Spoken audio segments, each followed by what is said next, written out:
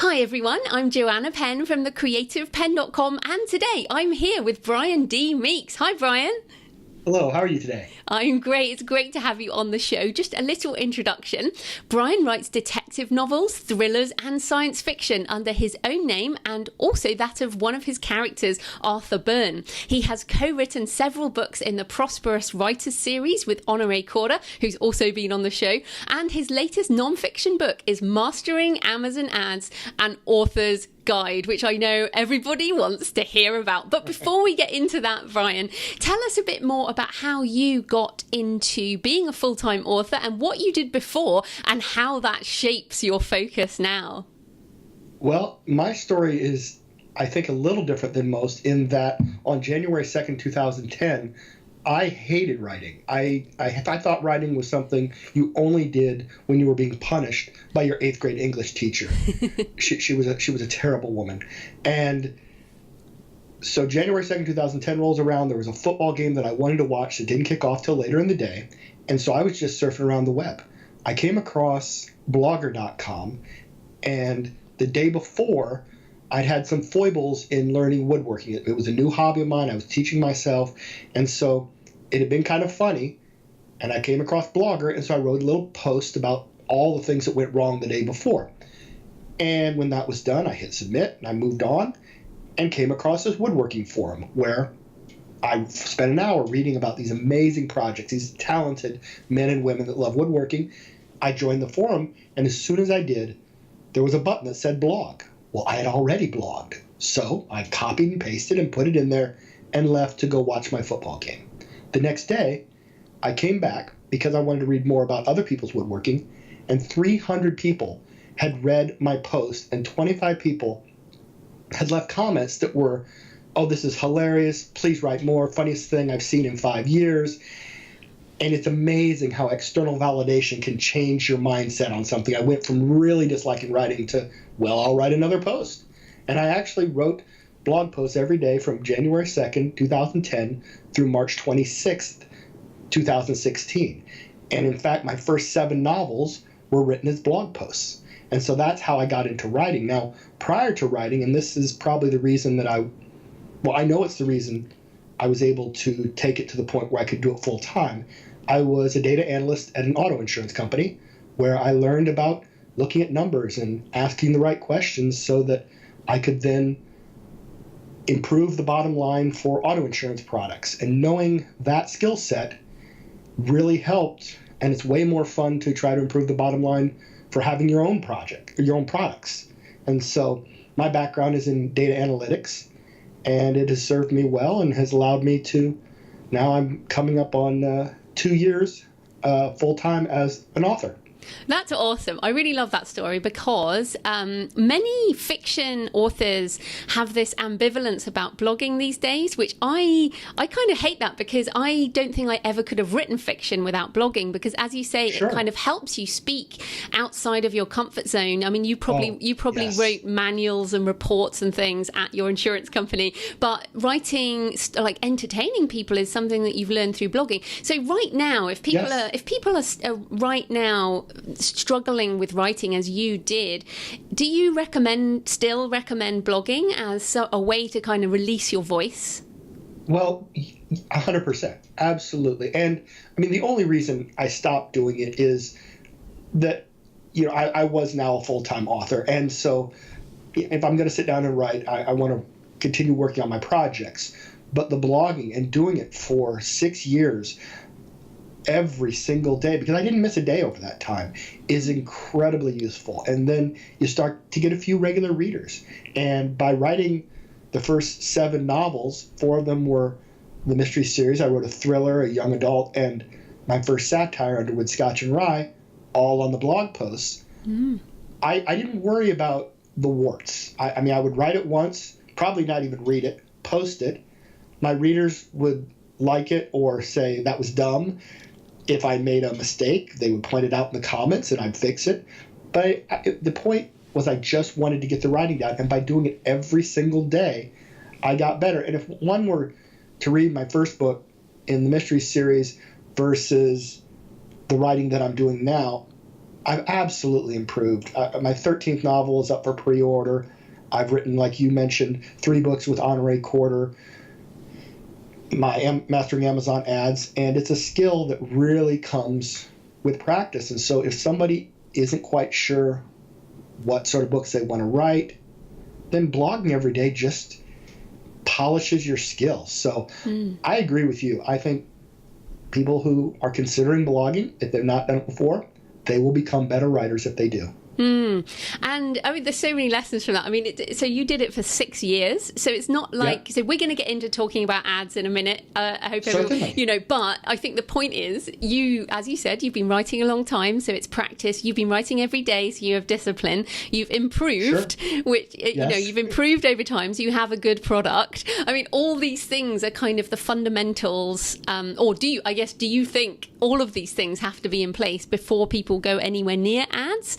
Are these the things you have to, that have led to your success, I guess? Well, yes. And I do think that back in 2010, 11, and 12, there weren't many resources for somebody that wanted to get into the author game.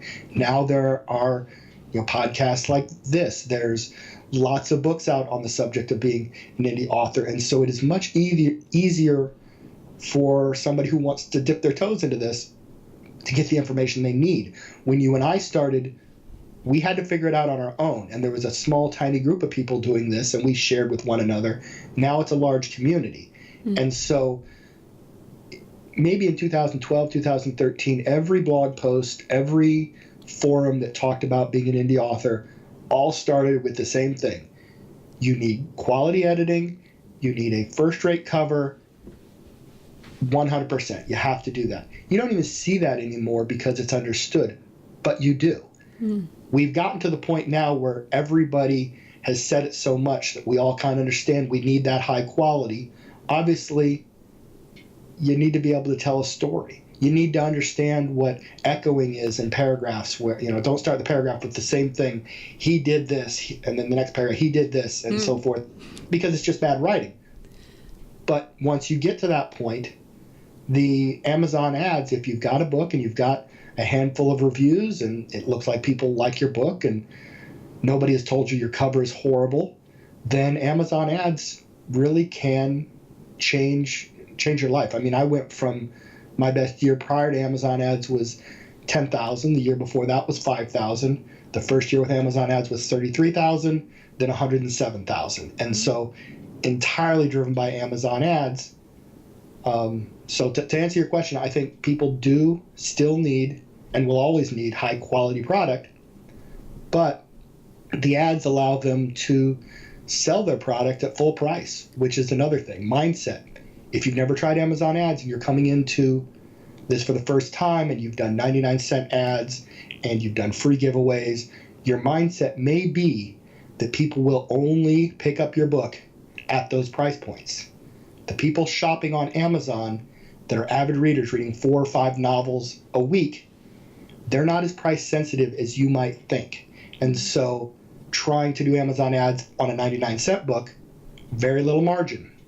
But if it's at $4.99, now you've got 10 times the margin and a better chance of success. So I kind of went off track a little bit on your question, but yes, I mean, people should have the basic fundamentals, the things that you talk about in your podcast down before they start investing money in Amazon ads. Fantastic. No, I've got a number of extra questions to come back to you on that, but I do want Fire away.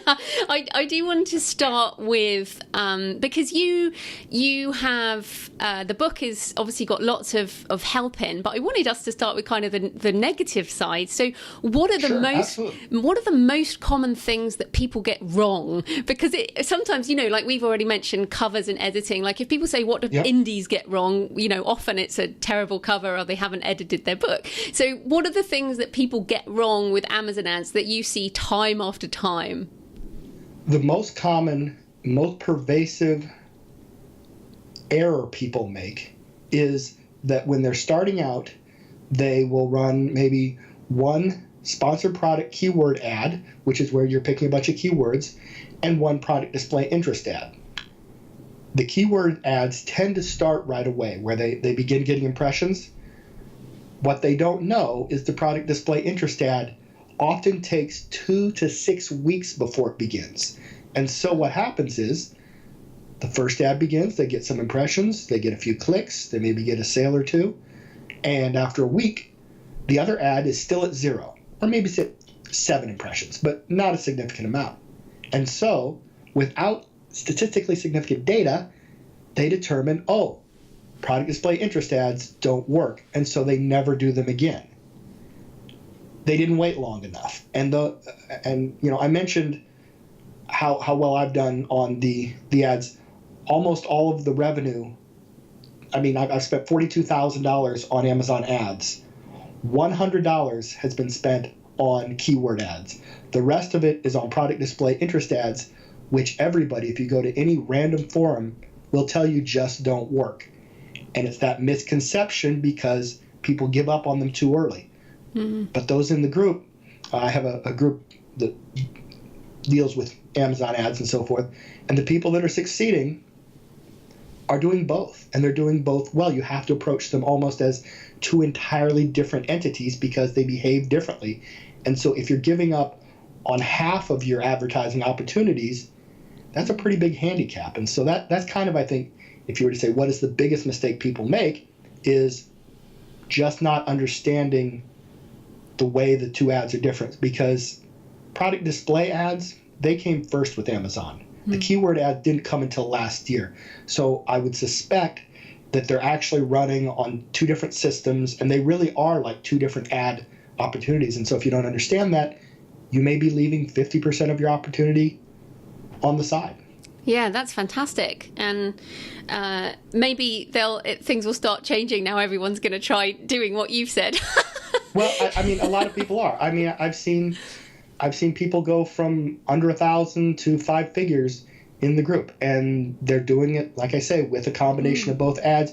Another thing is that the bidding, you don't assume that what you're bidding on keyword ads is what you should be bidding on product display ads, because it's a different market, it's different level of competition, and if you bid the same amount on product display interest ads, you'll be way overbidding. And so that's another tip. What do you think? Because obviously I've had Mark Dawson on the show talking about this. I've had people. This year, kind of Amazon ads has really gone massive in the community. Yes. Do you think that there is oversaturation? Like people are feeling with Facebook ads, like things have become more expensive, or do you think because Amazon is so big that it just is a drop in the bucket as such? Well, I do think that it's vastly more competitive. It is harder to do well now, but 2 years ago, I was typically making 300 to 500% ROI, which is massive. That's almost offensively successful. Now, it's 100 to 200% ROI, but it's still 100 to 200% ROI. I have to work a lot harder. I have to run a lot more ads. It is more competitive. But the thing that people don't necessarily think about, because again, everybody is doing keyword ads, is that you don't need to overbid. I have one chapter in the book where I compare 5 ads. They're product display interest ads, 3 of them at 15-cent bids, 1 at 17, and 1 at 20 cents. And as far as number of impressions, the 3 at 15 got the most. The 1 at 17 was dead last. The 1 at 20 cents was in the neighborhood of the 15, but at 20 cents, it's 33% more expensive. And so I just had a woman yesterday who sent me a Facebook message, and I've been working with her a little bit. She does very well. She does mid 5 figures every single month, and she was doing it and grotesquely overbidding. She makes a lot of money because she has really good read through. She has a lot of books. She was bidding a ton more than she needed to. Read my book. She's cut back her bids. Her level of impressions has not changed, but her ROI has doubled. And so now she's going to be making giant piles of money. And so going back to tips, another thing that people do is they will take one or two ads, look at how they've done, and that will sort of become their mindset that, okay, I bid 35 cents and it worked for me. Click. And they never test. Well, what if they bid 30 cents? What if they bid 15 cents? And you constantly have to be testing. This is the summer right now, and it's a lot harder to do well on Amazon ads in the summer. The fall, there's more readers, and it becomes easier. And so if you have found something that works for you right now, you still, once September hits, you need to run some ads that are lower. It doesn't matter if some of them you bid too low and they never turn on. If you can find one that is coming in and costing you 20% less, that's a huge amount to the bottom line. And so constantly be looking for that lower bid. And most people, probably 95%, don't do that. And so your listeners now know that. And it is more competitive. And Amazon ads are certainly a lot of work. If you put in the time and constantly looking for a better price, you will still get really good ROI. Let's be honest. If you only made 20% ROI every single day, you would spend as much money as you could all day long, because bank accounts make 2% over a year. 20% a day is still like printing money. But again, right now, maybe 100 to 200% if you're putting in the work. Yeah, and I think it's interesting. So I want people to go to your book for the numbers, because, you are a numbers guy. And I want to just also say, at the beginning, you said before 2010, you hated writing. Yes. Then you changed your mind. So I want people to keep that attitude in mind when they come to your book and see a lot of numbers.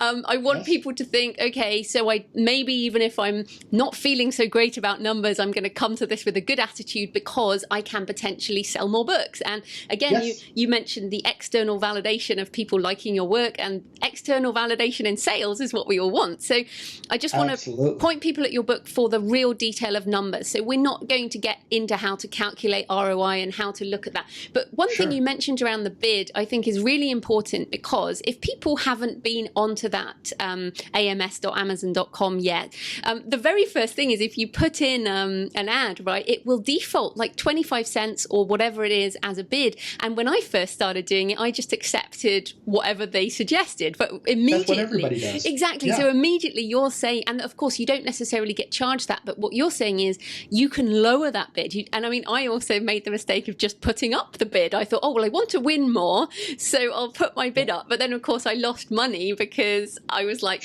I was winning everything and spending just serious amounts of cash. So really great tip there. Can I just point out one great thing that you just said? Sure. And I don't want people to miss what you just said. Is you started out the way almost everybody does, is you took the low bid, or the 25-cent keyword bid that they suggested, and then your assumption was in order to scale, was to raise the bid. And you did, but then you started losing money. I've seen a lot of people that have gone through that steps, but they didn't take the time to actually look at their bottom line. And so you're much more familiar with this business than most people, but you were smart enough to see that, okay, I raised the bid. I did get a lot more clicks. They were more expensive. Now I'm losing money. People forget the step of checking how much they're spending versus how much is coming in. And you didn't, so you get a gold star. Yay! I got a gold star. But I also want to talk about that, because people are seeing the ACOS score, the Amazon cost of sales, which is the number that can give you horribly inaccurate number. Yes. So explain why it's inaccurate and what it doesn't measure, so people know. Yes. Oh, that's such a good question. ACOS is a number that people look at, and they associate it with ROI, which is an entirely different calculation. The issue with ACOS is that, one, it is very slow to report sales. So, and that's something that when you start Amazon ads at the top, they tell you the data may be 72 hours before it shows up on your report. And if you think about that, that means you're looking at your report today and it says so many clicks. Those probably happened over the previous 3 days. And so you need to understand that, I had a huge spike in clicks today. but I didn't have any sales. Well, what's wrong? Well, you did have sales, but they were when the clicks happened, not when they reported. Well, the ACOS number that's reporting the sales is much slower.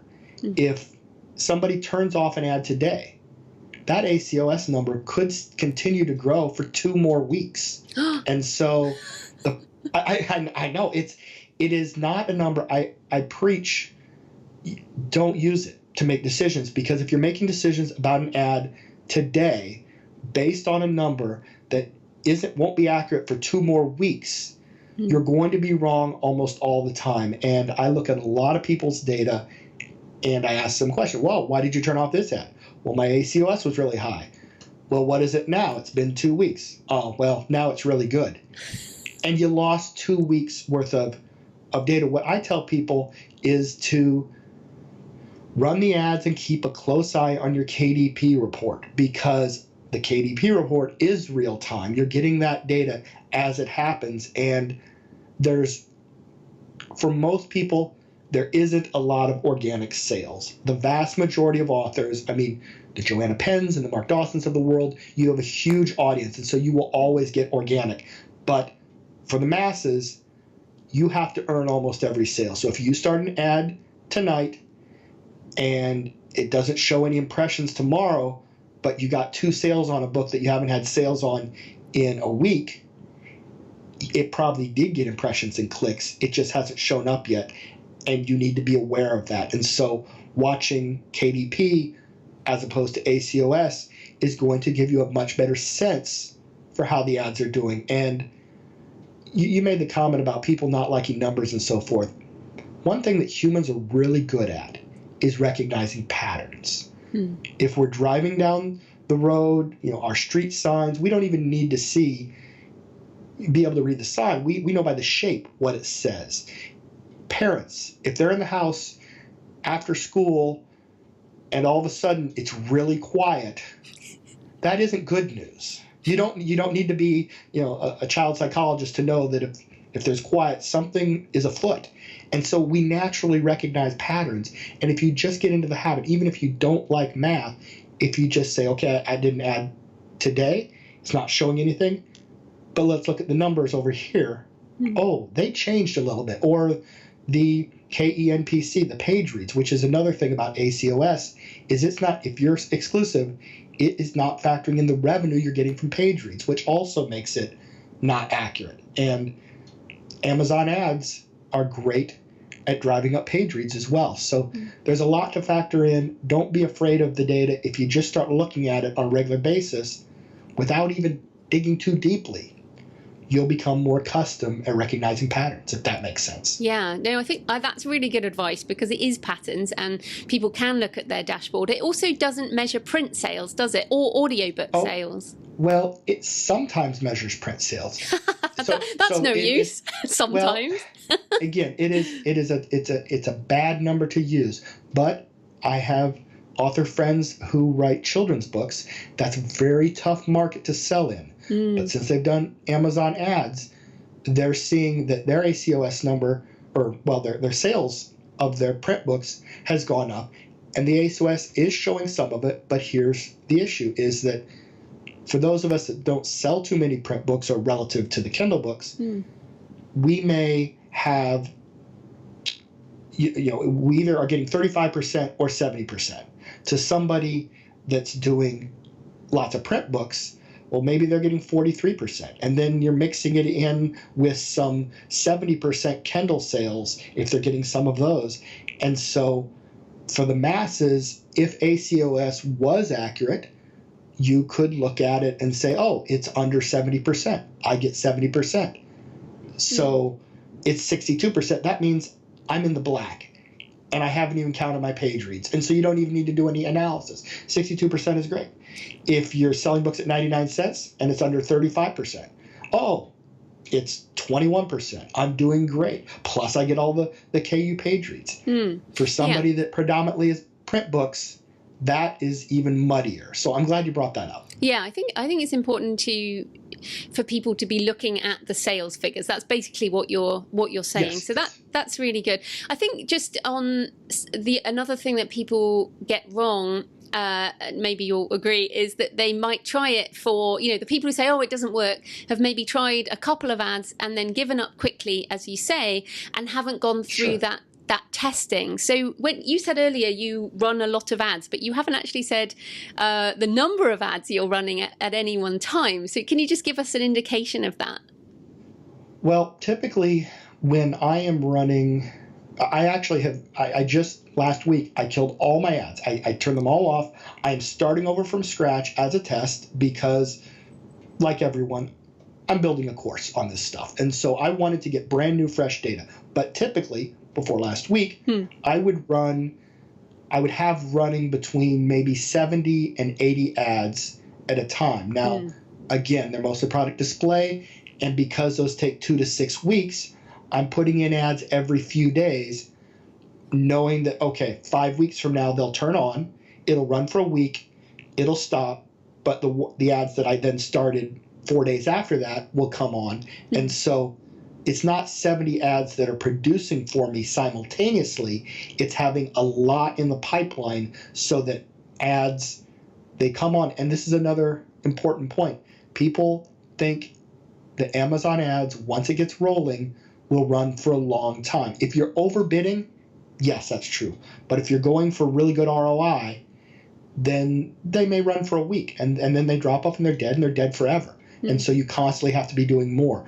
I know people that have 400 or 500 ads running. They have larger catalogs than I do, and so they have more books. But I run 80 to 100 ads, and I do it for the first book in my satire series, the first book in my mystery series, the first book in the science fiction series, and the 2 box sets. So I'm really only advertising 5 books most of the time. I have a 6th book that I use as a control group when I'm doing testing. If I have a new idea, I will use my thriller as the control group. And so I'm constantly testing. So your point about somebody that does 2 or 3 ads is valid in that you don't have enough data. It takes months and months and months. It took me 6 months to get to the point where I was doing $7,000 a month and I could quit my day job. And I came into it as a data analyst with 7 years experience. I'm very good at Excel. I had the tools to do it. If somebody isn't quite so good at Excel, if they are afraid of math, they've got a little bit extra learning to do. So it's not something that you're going to pick up over a weekend. Yeah, and I think the important thing there is obviously getting up to $7,000 a month is not something that necessarily everyone has to do. So what we're also encouraging people is, if you've just got one book, this is still useful. Like you say, if you can't, you can use this on just one book. You can give it a go to just start getting some traffic to your book. So I think wherever you are on the author journey, this is really interesting. I do want to ask you about auto-targeting because this seems really interesting. So this works for me for my non-fiction. So, for example, how the successful author mindset on auto-targeting, it just does amazingly well. Now, I can only assume that is because it has a very clear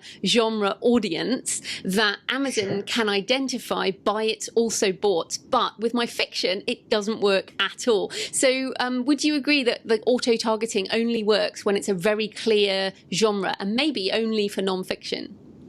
Well, I wouldn't go as far as to say only for nonfiction. I would say that your experience is not unusual, but there are lots and lots of different genres. And so I couldn't speak to whether auto-targeting would work for Westerns. I don't write Westerns. I've never run an ad for Westerns. It's a very small niche. There are all sorts of niches out there that I don't have any data on. So I wouldn't make a blanket statement like that. What I would say, though, is setting up an auto-targeting ad only takes 3 minutes. So exactly. set up 10 of them, set up one a day for 10 days, test it for a month. If you get some traction, do some different things. It's a very little time commitment compared to the manual keyword ads, which take initially a lot of time investment to build up that keyword list. Now, of course, you can use something like KDP Rocket, Dave Chesse's program, which really speeds things up, and that's how I build my keyword list now. But prior to him putting in the keyword specific function, I didn't it took a long time, 8, 9, 10 hours to really build a good list. Of course, that's a one-time sunk cost. You can use the list over and over. But then also, with product display interest ads, those are like the auto-targeting ads, and they only take 3 minutes to set up. And so it's a very little time commitment to get those going. And so, again, I trust that you've looked at your data enough that your statement is absolutely accurate for your books, and it completely makes sense. And I'm sure that a lot of people would find something similar, but I wouldn't just assume it's going to be the same for your books, because it takes so little effort to test it and find out. And if it turns out that your specific niche, the auto works in fiction, like I say, maybe Western, or, I don't know all the niches, but, then you're finding an absolute gold mine. So spend the time to test. Yeah, give it a go. I certainly think, it's a good idea to try it. Why not? Exactly. Okay, so I do want to ask you about other ways of selling, so other ways of marketing. Sure. So as part of the marketing for this book, you set up a Facebook group for mastering Amazon ads, which is kind of amazing, and I'm in it, and you are? Yes, and you're helping people with very intricate things, but you also very sensibly asked for a commitment to buy the book when it came out. Yes. So you kind of did it as a marketing strategy. So I want to ask you, what are the other ways that you are marketing your books, and do you think a Facebook group is an effective one of them, for example? Facebook group has been incredibly effective for me, and it started out with the whole book began in the 20 books to 50K group, Michael's group, where back in January, I was spending an hour or two a day just answering people's Amazon ads questions, because I knew the answers, and that was what everybody was talking about. And so I enjoyed it. And so I kept answering the questions, and people would say, "Thank you, when are you going to write a book?" And so finally I did. I wrote the book, and on February 24th, about 50 people had expressed interest in being a beta reader. And I said, you can be a beta reader, you can get the book now, but when it comes out, it's going to be $9.99. I want my $7. And so they were like, oh, I'm glad to spend $9.99 on it. So I started the group, and I have yet to market the group. I mean, other than, podcasters mentioning it and so forth. And it's grown to over 2,300 now. And all along that time, I have been trying to help people with their questions and so forth. And because of that, I think I built up some loyalty, and I'm getting a lot of word of mouth and organic traffic. And it has really worked well, because I started a group that solved a pain point for a lot of authors that's happening right now. The group doesn't work if I started back in 2016 in February, because at that point you had to be exclusive, and there weren't that many people doing Amazon ads. So it was a combination of timing. But as far as other things to market books, I mean, Honore and I have written 2 books on the subject, Finding Readers and Making More Money. And Amazon ads is just one way to become successful in this business.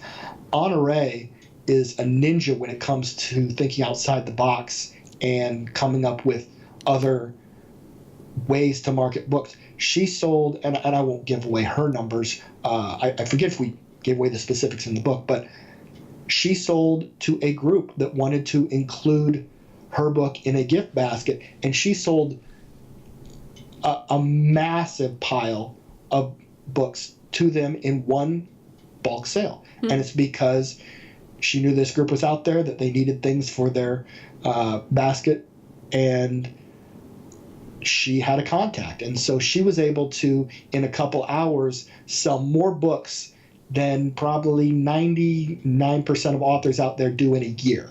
And she sold them in one day. And they wouldn't be on Amazon. Those book sales wouldn't have been tracked on Amazon, because she would have got a print run. They don't show up anymore. Yeah, I mean, exactly. If she had gotten credit, she would have been, top 2 or 3 New York Times list. But it's it's a bulk sale to a private group.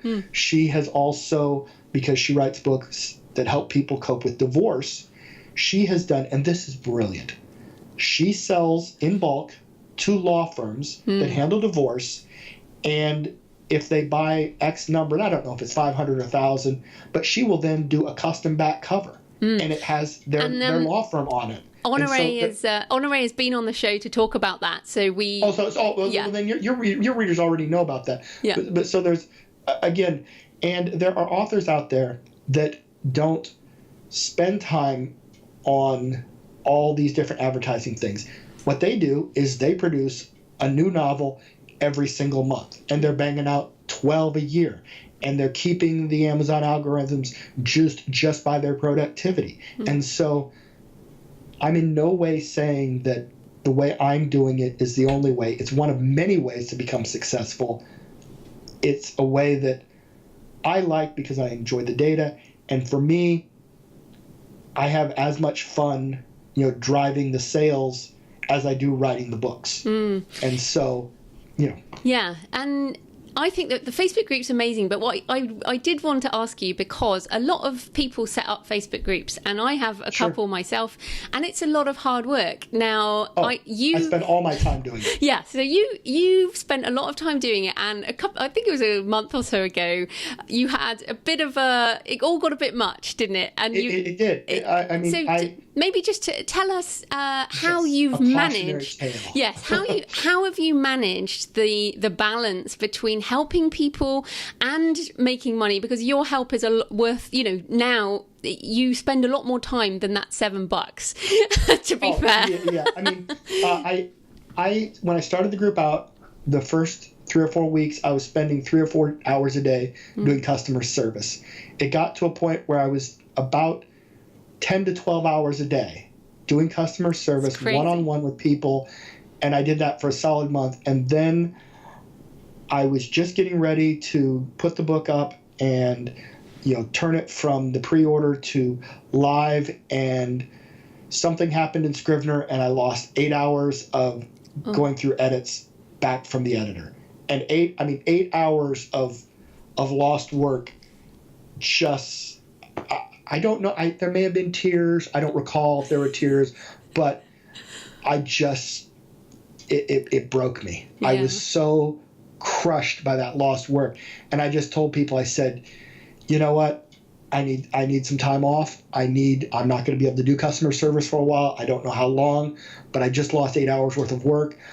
I'm going to, curl up in a ball. There may have been some Xbox playing. I don't know, but I did. I took a week off and rejuvenated. And then I was fine, and I got right back to it. But the amount of time that I spend every day, when I woke up today before this podcast, I spent maybe an hour helping people. When I get done, it's what I'll do most of the rest of the day. And so it's an incredible time commitment. But on the flip side, now I have a group that is very responsive. When people ask questions, more often than not, before I even see them, someone else in the group is giving the correct answer. And so there are now enough people that have had success, and they feel appreciative that they're helping with the group. And so one should expect that it takes an enormous amount of time. It has dominated my life since February, and now we're in August. But the end result is a lot of good reviews. They can look on the book, and it's 4.9 average. A lot of sales. We're coming up. Today is today's the 30th day since it went live, and we're still getting north of 20 sales a day, and that's because mostly word of mouth. And so, it has been absolutely worthwhile. The other thing that's been key, and this is something most people might not think about, is the group made the book better, because the book that I thought I had done on the 24th in no way resembles the final product. People gave me feedback, and they said, well, that's great, but I didn't understand what you meant. And so I would rewrite things, and then I did more lists and more step-by-step instructions, and they were like, now I get it. And so I ended up with a book that is better at teaching the subject than it was when I thought it was done. And so were it not for the feedback of literally hundreds of people, the book would not be doing nearly as well, and it wouldn't be as helping as many people. So if you have a pain point, if there's something, and I don't know, I haven't done it for fiction. There are people that have active fiction groups, and if you have rabid fans, you can absolutely take care of that. But like you said, it is a time commitment. And so you have to be pretty sure that it's something that you're going to enjoy. Otherwise, I couldn't do it if I didn't. You didn't enjoy. And I think that's the point. So, yes, setting up a Facebook group to sell a non-fiction book can work, but it's better if your aim is to build a community around a topic that you love. And it's great that you're, working on a course because you also have a market for that now. So, so I just want to recommend Facebook groups, but with a warning that it can turn into a much bigger thing than you expect. And if you want to build a community, it's awesome, but otherwise it can be a lot of work. So I wouldn't actually recommend it if you just have one book. 100% agree. It would just not be worth the return. You've built an enormous community around your brand, and I have to think that a good portion of it is because you really enjoy all the things beyond just the writing. I mean, you've been doing how long has the podcast been on now? Since 2009.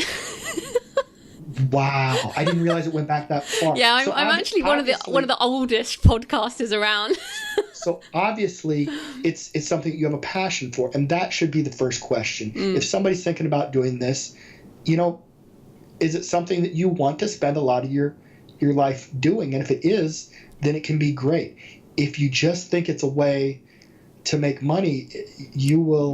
There's no way to put in the effort and do it if the driving force is money, because money's nice and it's fun and all, but really it's not enough to put in 12 hours a day for 17 straight days before you take a day off. Yeah, you just can't do it. No, well, that's fantastic. But if you do want to make money, then go and get Brian's book, Mastering Amazon Ads, which is all about making money with your books. So we are out of time. So tell us, where can people find you and the book and all the things you do online?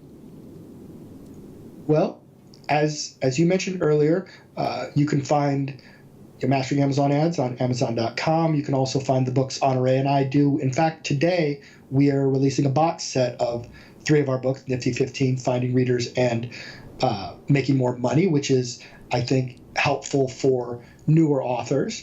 And as far as finding me, Mastering Amazon Ads